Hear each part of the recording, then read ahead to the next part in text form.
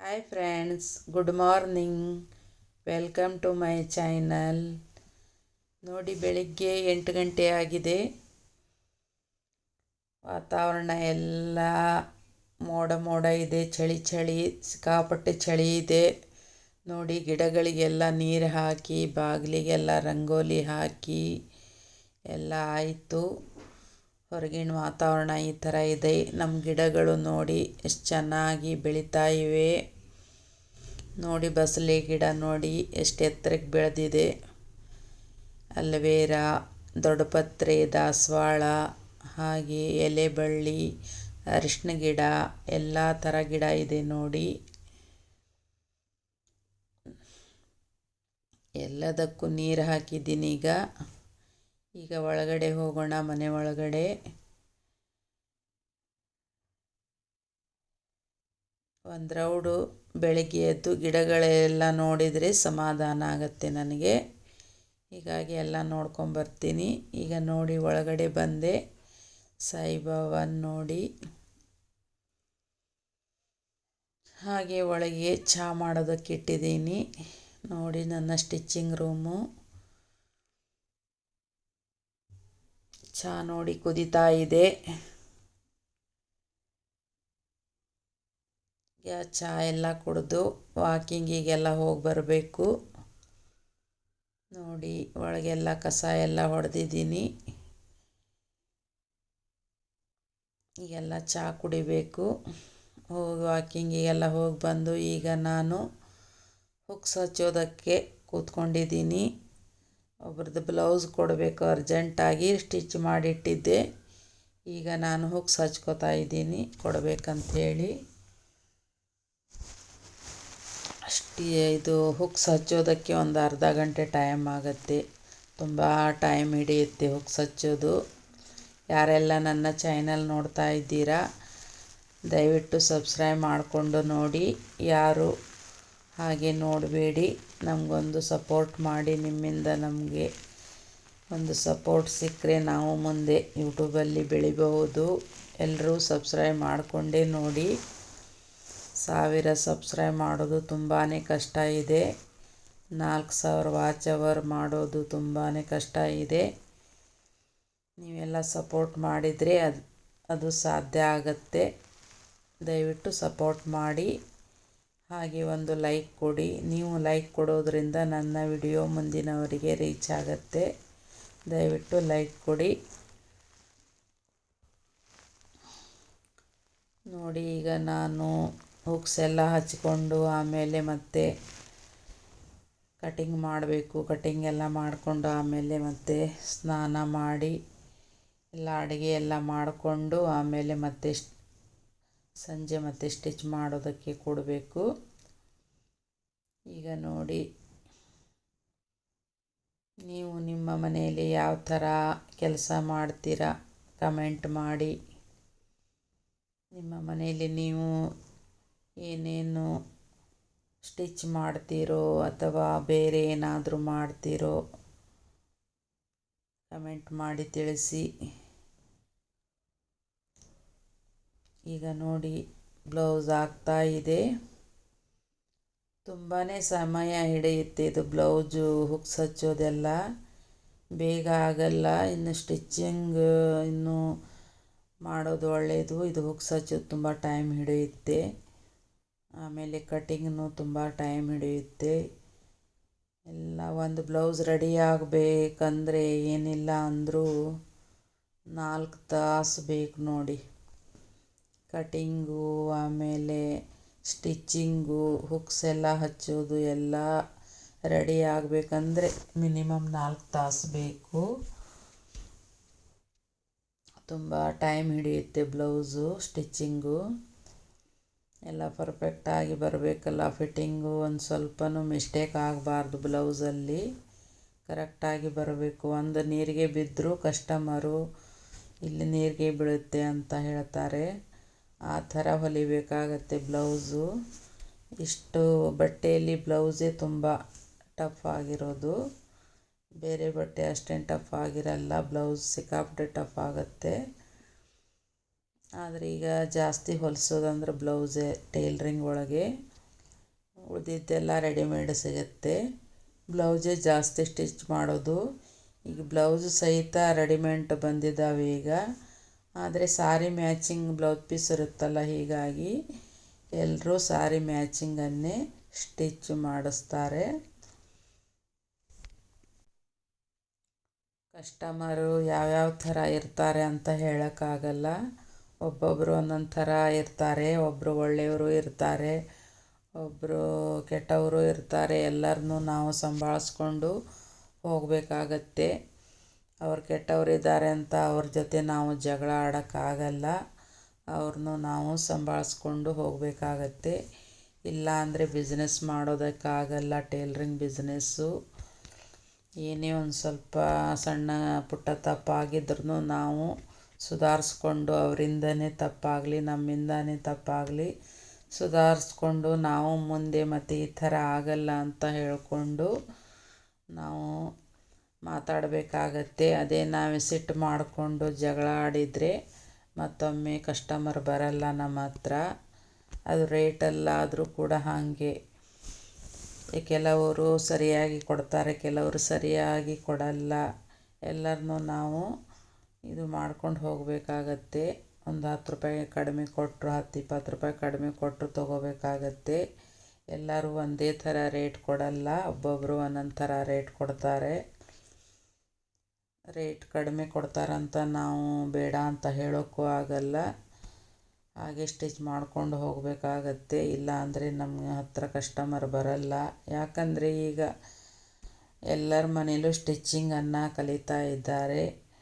ಹೀಗಾಗಿ ಪ್ರತಿಯೊಂದು ಮನೆಯಲ್ಲೂ ಸ್ಟಿಚ್ಚಿಂಗ್ ಮಷಿನ್ ಇದೆ. ಈಗ ತುಂಬ ಜನ ಟೇಲ್ರಿಂಗ್ ಕಲಿತಾ ಇದ್ದಾರೆ. ಹೀಗಾಗಿ ಮನೆಯಲ್ಲಿ ಹೊಲಿಯೋರಿಗೆ ಅಷ್ಟು ಡಿಮಾಂಡ್ ಇಲ್ಲ ಈಗ ಮೊದಲಿನ ಥರ. ತುಂಬ ಕಾಂಪಿಟೇಷನ್ ಇದೆ ಈಗ ಬಿಸ್ನೆಸ್ಸಲ್ಲಿ. ಅದರಲ್ಲಿ ನಾವು ಸ್ವಲ್ಪ ಡಿಸೈನ್ ಚೆನ್ನಾಗಿ ಮಾಡಿದರೆ ಕಸ್ಟಮರ್ ಬರ್ತಾರೆ. ಎಲ್ಲ ಥರ ಡಿಸೈನ್ ಹೊಲಿತೀವಿ ಅಂದ್ರೆ ಅಷ್ಟೇ ಬರ್ತಾರೆ, ಇಲ್ಲ ಅಂದರೆ ಬರಲ್ಲ. ಎಲ್ಲ ಥರನೂ ಕಲಿಬೇಕಾಗತ್ತೆ. ಪ್ರತಿಯೊಂದನ್ನು ನಾವು ಕಲಿಬೇಕಾಗತ್ತೆ. ಈಗ ನೋಡಿ, ಸ್ನಾನ ಮುಗಿಸ್ಕೊಂಡು ಬಟ್ಟೆ ಎಲ್ಲ ಒಗೆದು ಪೂಜೆ ಎಲ್ಲ ಮಾಡಿಕೊಂಡು ಅಡುಗೆ ಮಾಡೋದಕ್ಕೆ ಬಂದಿದ್ದೀನಿ. ಈಗ ಸ್ವಲ್ಪ ಬೀನ್ಸ್ ಪಲ್ಯ ಮಾಡೋದಕ್ಕೆ ಇಟ್ಟಿದ್ದೀನಿ. ಹಾಗೆ ಎಲ್ಲಿ ಇವತ್ತು ಒಗ್ಗರಣೆ ಏನೂ ಹಾಕಿಲ್ಲ ನಾನು ಬೀನ್ಸ್ ಪಲ್ಯಗೆ. ಯಾಕೋ ಗಂಟ್ಲೆಲ್ಲ ಕೆರೀತಾ ಇದೆ. ಚಳಿ, ಸಿಕ್ಕಾಪಟ್ಟೆ ಚಳಿ ಎಲ್ಲ, ಹೀಗಾಗಿ ಗಂಟ್ಲು ಸ್ವಲ್ಪ ಹಿಡ್ಕೊಂಡಂಗೆ ಆಗಿದೆ. ಹೀಗಾಗಿ ನಾನು ಬೀನ್ಸ್ ಪಲ್ಯನ ಹಾಗೆ ತೆಂಗಿನ ತುರಿ ಮತ್ತು ಮೆಣಸಿನ್ಕಾಯಿ, ಈರುಳ್ಳಿ, ಅರಿಶಿನ ಪುಡಿ, ಉಪ್ಪು ಎಲ್ಲ ಹಾಕ್ಕೊಂಡು ಹಾಗೆ ನೀರು ಹಾಕಿ ಕುದಿಸ್ಕೊಂಡು ಪಲ್ಯ ಮಾಡ್ತಾಯಿದ್ದೀನಿ.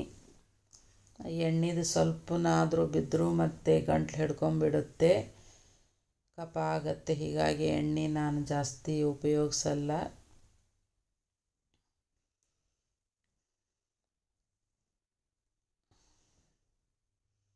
ಹಾಗೆ ನೋಡಿ, ಈಗ ಅನ್ನಕ್ಕಿಡಬೇಕು ಕುಕ್ಕರ್ನಲ್ಲಿ.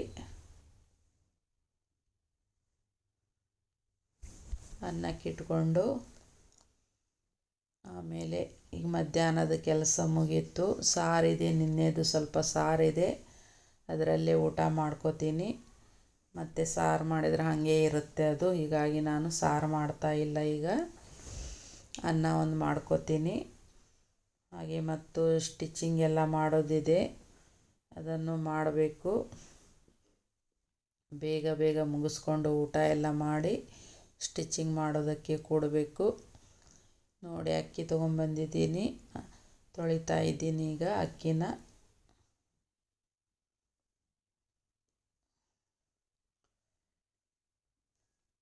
ಸ್ಟಿಚ್ಚಿಂಗಲ್ಲಿ ತುಂಬಾ ಕಿರಿಕಿರಿ ಇರುತ್ತೆ. ಈ ಟೇಲ್ರಿಂಗ್ ಬಿಸ್ನೆಸ್ಸಲ್ಲಿ ಯಾವ್ಯಾವ ಥರ ಕಸ್ಟಮರ್ ಇರ್ತಾರೆ ಹೇಳೋಕ್ಕಾಗಲ್ಲ.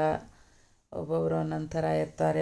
ಮೊನ್ನೆ ಒಬ್ಬರು ಬಂದು ಸೀರೆ ಎಲ್ಲ ತೊಗೊಂಡು ಹೋಗಿದ್ದಾರೆ. ತೊಗೊಂಡು ಹೋಗಿ ಆಮೇಲೆ ಬಂದು ನನ್ನ ಸೀರೆ ಇಲ್ಲೇ ಇದೆ ಅಂಥೇಳಿ ಬಂದುಬಿಟ್ಟಿದ್ದಾರೆ. ನನಗಂತೂ ಶಾಕ್ ಆಗೋಯಿತು. ಆಮೇಲೆ ಎಲ್ಲ ಸುಧಾರಿಸ್ಕೊಂಡು ಅವ್ರಿಗೆ ಕುಂದಿರಿಸ್ಕೊಂಡು ಎಲ್ಲ ಸುಧಾರಿಸ್ಕೊಂಡು ಮನೆಯೆಲ್ಲ ನಿಮಗೆ ಲೆಕ್ಕ ಮಾಡೀನಿ, ನಾನು ಸೀರೆ ಕೊಟ್ಟಿದ್ದೀನಿ ಅಂತ ಹೇಳಿ ಕಳಿಸಿದ್ದೀನಿ. ಆಮೇಲೆ ಮನೇಲಿ ನೋಡಿದರೆ ಆ ಸೀರೆ ಅಲ್ಲೇ ಇದೆ ಅಂತೆ. ಆಮೇಲೆ ಬಂದು ಮತ್ತೆ ಹೇಳೋದ್ರು ಇದೆ ಇಲ್ಲೇ ಸೀರೆ ಅಂಥೇಳಿ. ಈ ಥರ ಎಲ್ಲ ಕಸ್ಟಮರ್ ಇರ್ತಾರೆ. ಅವ್ರ ಮಾತು ಕೇಳಿಕೊಂಡು ನಾವು ಶಾಕ್ ಆಗಿಬಿಡೋದು, ಅಷ್ಟು ಟೆನ್ಷನ್ ಆಗಿಬಿಡುತ್ತೆ ತಲೆಯಲ್ಲಿ. ಎಂತೆಂಥ ಕಸ್ಟಮರ್ ಇರ್ತಾರೆ ಅಂದರೆ ಸ್ವಲ್ಪ ವಿಚಾರನೇ ಮಾಡಲ್ಲ. ಸೀರೆ ಕಾಣಲಿಲ್ಲ ಅಂದ ಕೂಡಲೇ ಬಂದುಬಿಡ್ತಾರೆ.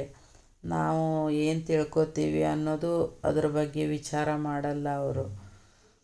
ನಮಗೆ ಎಷ್ಟು ಟೆನ್ಷನ್ ಆಗುತ್ತೆ ಆ ಥರ ಬಂದಾಗ. ನಾವೆಲ್ಲ ಪ್ರತಿಯೊಂದು ನಾವು ಒಂದೇ ಕಡೆ ಇಟ್ಟು ಒಂದೇ ಬ್ಯಾಗಲ್ಲಿ ಅವ್ರದ್ದು ಬಟ್ಟೆ ಅವ್ರ ಬ್ಯಾಗಲ್ಲಿ ಒಂದೇ ಕಡೆ ಇಟ್ಟು ಎಲ್ಲ ಕರೆಕ್ಟಾಗಿ ಕೊಟ್ಟಿರ್ತೀವಿ. ಆದರೂ ಕೂಡ ಈ ಥರ ಕಸ್ಟಮರ್ ಇದ್ದರೆ ನಾವು ಏನು ಮಾಡೋಕ್ಕಾಗುತ್ತೆ. ಒಂದು ವೇಳೆ ಆ ಸೀರೆನೇ ಅವ್ರಿಗೆ ಸಿಗಲಿಲ್ಲ ಅಂದರೆ ಅವರು ನಮ್ಮ ಮೇಲೇ ದೋಷ ಹಾಕ್ತಾರೆ, ನಾವೇ ತೊಗೊಂಡಿದ್ದೀವಿ ಅಂಥೇಳಿ. ಎಂತೆಂಥ ಕಸ್ಟಮರ್ ಇರ್ತಾರೆ ಅಂತ ನೀವೇ ನೋಡಿ. ಎಲ್ಲಾದರೂ ಊರಿಗೆ ಹೋದಾಗ ಮಾಡಿದಾಗ ಬಿಟ್ಟು ಬಂದರೆ ಆ ಸೀರೆ ಅಕಸ್ಮಾತ್ ನಮ್ಮ ಮೇಲೆ ಬರೋದು. ನಾವು ಮತ್ತು ಆ ಸೀರೆ ನಮ್ಮ ಹತ್ರ ಇಲ್ಲ ಅಂದರೆ ನಾವು ಎಲ್ಲಿಂದ ಕೊಡೋಕ್ಕಾಗತ್ತೆ. ಅದೆಲ್ಲ ಯಾರೂ ವಿಚಾರ ಮಾಡಲ್ಲ. ಈ ಥರ ಕಸ್ಟಮರೆಲ್ಲ ಇರ್ತಾರೆ. ದಯವಿಟ್ಟು ನೀವು ಟೇಲ್ರಿಂಗ್ ಮಾಡುವಾಗ ತುಂಬ ಕೇರ್ಫುಲ್ಲಾಗಿ ಕಸ್ಟಮರ್ನ ನೋಡಿ. ಯಾಕಂದರೆ ಎಂತೆಂಥ ಕಸ್ಟಮರ್ ಬರ್ತಾರೆ ಅಂತ ಹೇಳೋಕ್ಕಾಗಲ್ಲ. ದಯವಿಟ್ಟು ನೀವು ಎಲ್ಲ ತುಂಬ ಕೇರ್ಫುಲ್ಲಾಗಿ ಅವರು ಒಬ್ಬೊಬ್ಬರು ಬಟ್ಟೆನ ಯಾರ್ಯಾರು ಬಟ್ಟೆ ಕೊಟ್ಟಿರ್ತಾರೆ ಅವ್ರ ಬಟ್ಟೆ ಸಪ್ರೇಟಾಗಿ ಇಟ್ಕೊಂಡು ಒಂದು ಬ್ಯಾಗಲ್ಲಿ ಹಾಕಿಡಿ. ಬಟ್ಟೆನ ಎಲ್ಲ ಮಿಕ್ಸ್ ಮಾಡಿ ಇಡೋಕ್ಕೆ ಹೋಗಬೇಡಿ. ಯಾಕಂದರೆ ಒಂದೊಂದು ಸಲ ನಾವು ಟೆನ್ಷನಲ್ಲಿರ್ತೀವಿ, ಹೊಲಿಯೋ ಟೆನ್ಷನಲ್ಲಿರ್ತೀವಿ. ಒಬ್ಬರು ಬಟ್ಟೆ ಇನ್ನೊಬ್ರು ಬ್ಯಾಗಿಗೆ ಹೋಯಿತು ಅಂದರೆ ಆಮೇಲೆ ಅವರಿಗೆ ಎಲ್ಲಿಂದ ತಂದು ಕೊಡೋದು ನಾವು. ಈ ಥರ ಎಲ್ಲ ಇರುತ್ತೆ. ಯಾಕಂದರೆ ಅವ್ರ ಸೀರೆನೇ ಬೇರೆ ಐತೆ, ನಾವು ದುಡ್ಡು ಕೊಟ್ಟರು ಆ ಥರ ಸೀರೆ ತಂದು ಕೊಡೋಕ್ಕಾಗಲ್ಲ. ಹೀಗಾಗಿ ನೀವು ತುಂಬ ಕೇರ್ಫುಲ್ಲಾಗಿ ಸ್ಟಿಚ್ಚಿಂಗ್ ಮಾಡಿ ಅವ್ರ ಬಟ್ಟೆನ ಅವರು ಒಂದು ಸೈಡು ಕಟ್ಕೊಂಡು ಒಂದು ಬ್ಯಾಗಲ್ಲಿ ಹಾಕಿಡಿ. ಸಪ್ರೇಟಾಗಿ ಪ್ರತಿಯೊಂದನ್ನು ಸಪ್ರೇಟಾಗಿ ಇಟ್ಕೊಳ್ಳಿ. ಯಾವ್ಯಾವ ಥರ ಒಬ್ಬೊಬ್ಬರು ಹೋದರೂ ಜಗಳ ಮಾಡೋರು ಇರ್ತಾರೆ, ಹೋಗಲಿಲ್ಲ ಅಂದರೂ ಜಗಳ ಮಾಡೋರು ಇರ್ತಾರೆ. ಬೇರೆ ಬೇರೆ ಥರ ಕಸ್ಟಮರ್ ಇರ್ತಾರೆ. ಜಗಳಕ್ಕೆ ನಿಂತರೆ ಅವರು ಎದಕ್ಕೂ ಹೇಸಲ್ಲ, ಆ ಥರ ಜಗಳ ಮಾಡ್ತಾರೆ. ಬಾಯಿಗೆ ಬಂದಿದ್ದೆಲ್ಲ ಹೊಲಸೆಲ್ಲ ಬೈಯೋದು ಆ ಥರ ಎಲ್ಲ ಮಾಡ್ತಾರೆ. ಹಳ್ಳಿ ಸೈಡ್ಗಳಲ್ಲಂತೂ ತುಂಬ ಕೆಟ್ಟ ಬೈತಾರೆ. ಆ ಥರ ಎಲ್ಲ ಇರ್ತಾರೆ ಜನ. ಇನ್ನು ಸಿಟಿಲಾದರೆ ಸ್ವಲ್ಪ ಆದರೂ ಮರ್ಯಾದೆಗೆ ಅಂಜುತ್ತಾರೆ. ಆದರೆ ಹಳ್ಳಿಯಲ್ಲಿ ಆ ಥರ ಇಲ್ಲ, ತುಂಬ ಕೆಟ್ಟ ಇರ್ತಾರೆ ಜನ. ಹೀಗಾಗಿ ತುಂಬ ನೀವು ಹುಷಾರಿಯಿಂದ ಮಾಡಿ, ಕೇರ್ಫುಲ್ಲಾಗಿ ಮಾಡಿ. ನನ್ನ ವಿಡಿಯೋ ಎಲ್ಲ ಹೇಗೆ ಬರ್ತಾ ಇದೆ ಅಂತ ಹೇಳಿ. ಮತ್ತು ನಿಮಗೆ ಯಾವ ಥರ ವಿಡಿಯೋ ಹಾಕಬೇಕು ಅಂತಲೂ ಕಮೆಂಟ್ ಮಾಡಿ. ಸಬ್ಸ್ಕ್ರೈಬ್ ಮಾಡಿಕೊಂಡೆ ನೋಡಿ ವಿಡಿಯೋನ. ದಯವಿಟ್ಟು ಹೀಗೆ ಸಪೋರ್ಟ್ ಮಾಡ್ತಾ ಇರಿ. ಮತ್ತು ಒಳ್ಳೊಳ್ಳೆ ವಿಡಿಯೋಗಳನ್ನು ನಾನು ಹಾಕ್ತಾ ಇರ್ತೀನಿ. ಈಗ ನೋಡಿ ಅನ್ನ ಆಗ್ತಾ ಬಂದಿದೆ ನೋಡಿ. ಪಲ್ಯ ಆಯಿತು, ಈಗ ಬೆಂದಿದೆ. ಈಗ ಪಲ್ಯ ಎಲ್ಲ ಆಯಿತು. ಅನ್ನ ಕುಕ್ಕರ್ ಆಫ್ ಮಾಡಿದ್ದೀನಿ.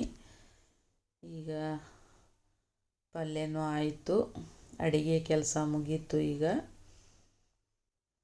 ಮತ್ತು ನಿಮಗೆ ಯಾವ ಥರ ವಿಡಿಯೋ ಬೇಕಂತ ಕಮೆಂಟ್ ಮೂಲಕ ತಿಳಿಸಿ. ದಯವಿಟ್ಟು ಎಲ್ಲರೂ ಕಮೆಂಟ್ ಮಾಡಿ.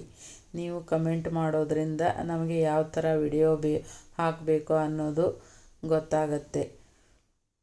ದಯವಿಟ್ಟು ಎಲ್ಲರೂ ಕಮೆಂಟ್ ಮಾಡಿ ಸಪೋರ್ಟ್ ಮಾಡಿ. ಹಾಗೆ ಒಂದು ಲೈಕನ್ನು ಕೊಡಿ. ನೋಡಿ ಈ ಥರ ಈಗ ಬಿಸಿಲು ಬಿದ್ದಿದೆ ಸ್ವಲ್ಪ. ಈಗ 1:30-2 ಗಂಟೆ ಆಗಲಿಕ್ಕೆ ಬಂತು. ಬಿಸಿಲು ಬಿದ್ದಿದೆ ಈಗ ನೋಡಿ, ಇಷ್ಟು ಬಿಸಿಲು ಬಿದ್ದಿದೆ.